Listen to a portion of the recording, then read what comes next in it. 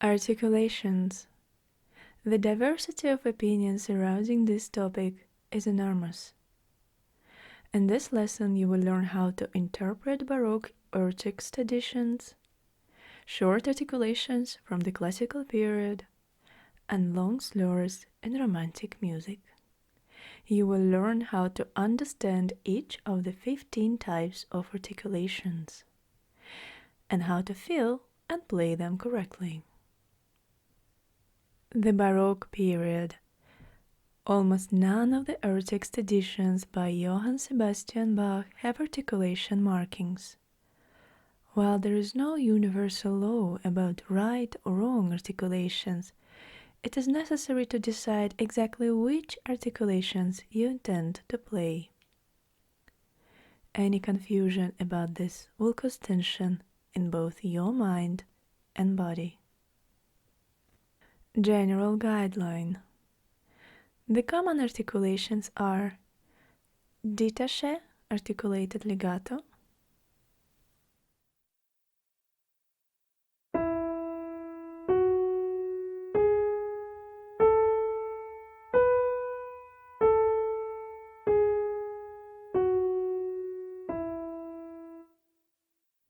non legato,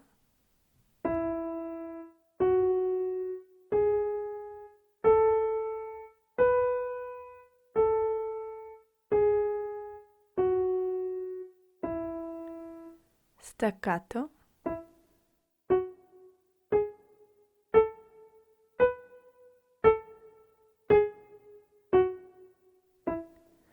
two notes lower,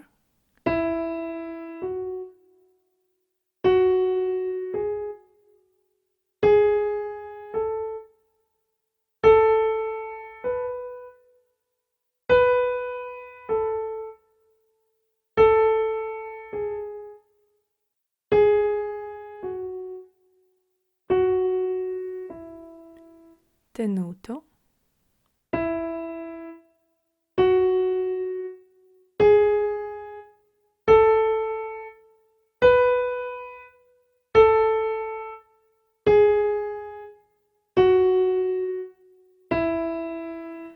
accent.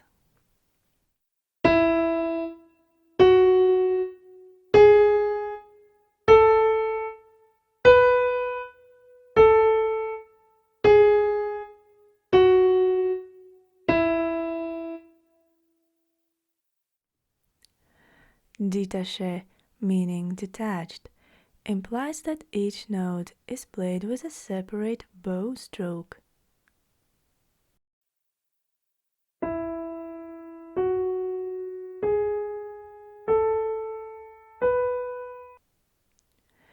The bowing should still be smooth, without emphasis on the separation. If you listen to stringed players executing détaché, you will notice that there is no gap between the notes. Changing the bow stroke with every note brings a crisp, more articulated sound to a melody line. This is why détaché is also called articulated legato.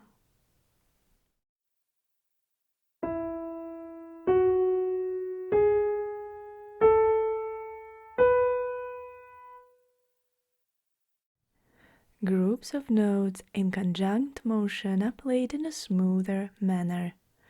Détaché, détaché and staccato on the last note, two notes lower.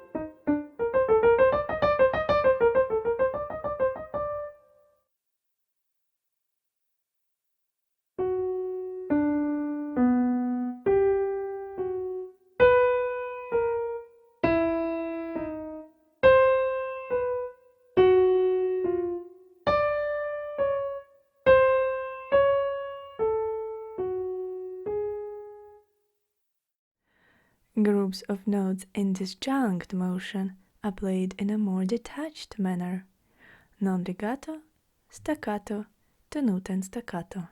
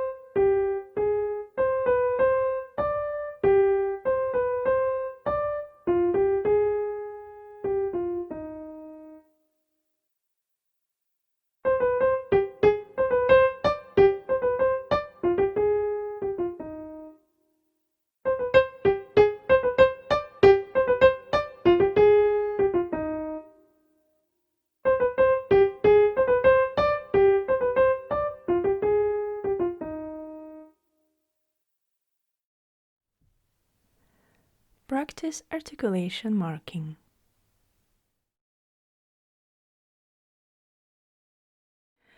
The early classical period, performance of the notes under the slur, performance of the gap between the slurs. When looking at the piano scores written by Wolfgang Amadeus Mozart or Joseph Haydn, one should always keep in mind that the slur notation was based on classical violin bowing technique.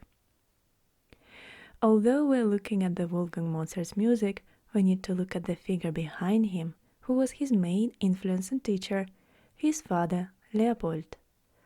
Wolfgang, as both pianist and violinist, absorbed much about music score notation from the mentorship of Leopold, who is quoted below.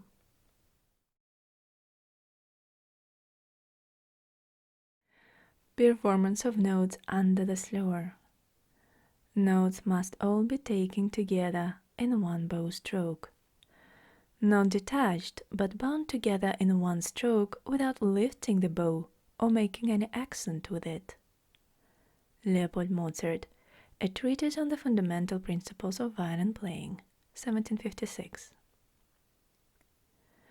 By the length of the curved line, the composer indicates how many tones are to be slurred together.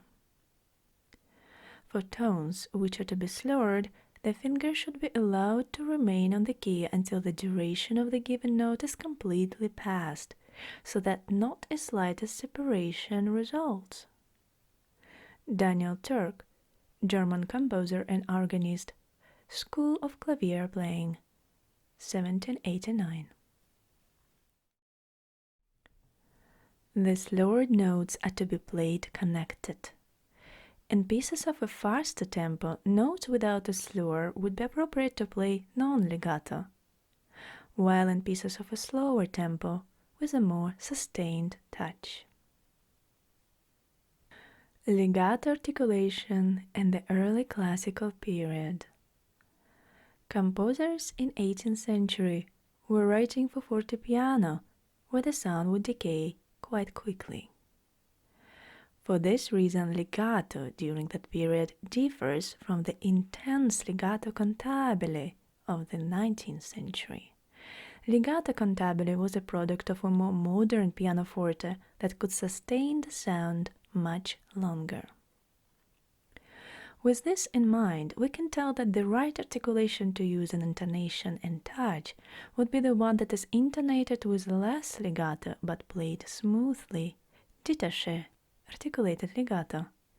The notes are played connected, yet the sound is very crisp.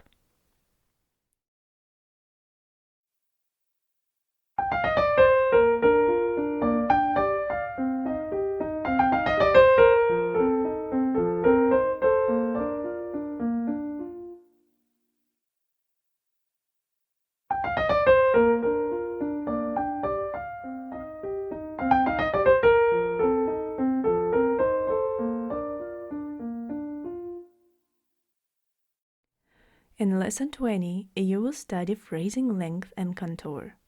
Aiding a phrasing line will let the melody flow in a natural, smooth, and expressive way. Performance of the gap between the slurs.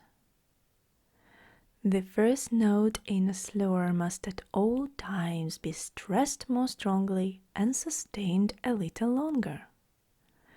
This sustaining must be carried out with such good judgment that the bar length is not altered in the smallest degree.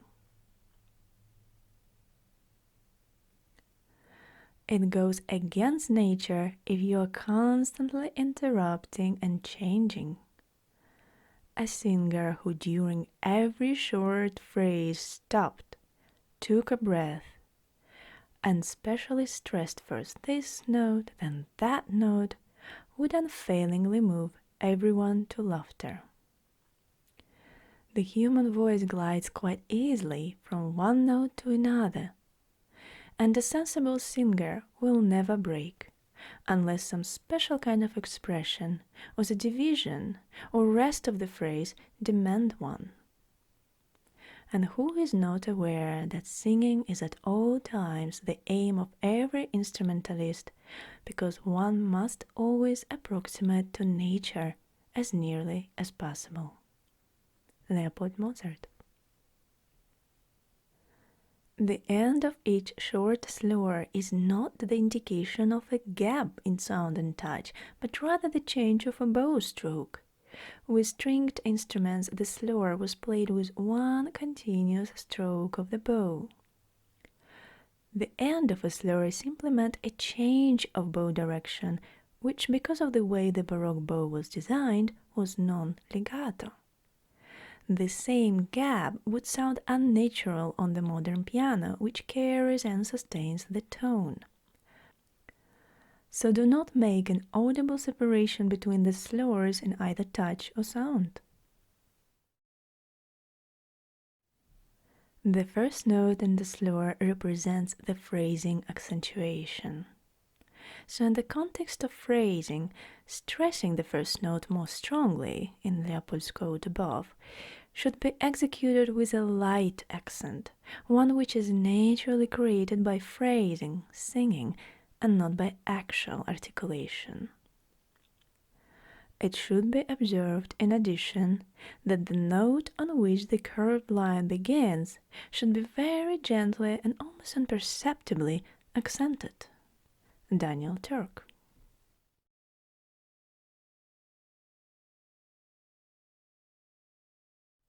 Note how Leopold writes about phrasing without rubato.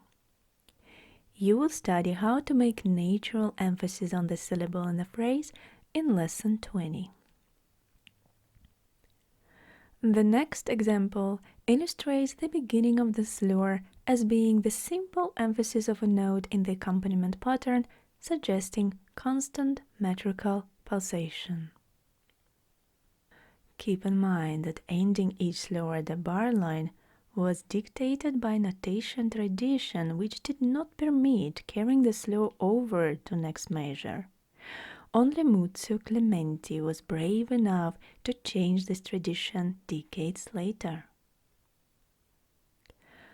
Already known from the Baroque period, a two-note slur articulation remains the same in the classical period. The Romantic period. Both short and long slurs in 19th century music often represent a phrasing line. This will be addressed in more detail in Lesson 20. A two-note slur is still present at times. Legato and legatissimo are to be used by default, unless noted otherwise. During a lesson with Tatiana Zelikman, a teacher of Daniel Trifonov, I was told that the accent Frédéric Chopin so meticulously wrote in every beat on his etudes should never be interpreted literally. It's very possible that Chopin marked these natural accents for his students to emphasize pulse of fingers. For instance, his C major etude might require a more even sound in the right hand when playing with the little finger. It's possible that Chopin wished to hear more metrical pulsation in the next etudes.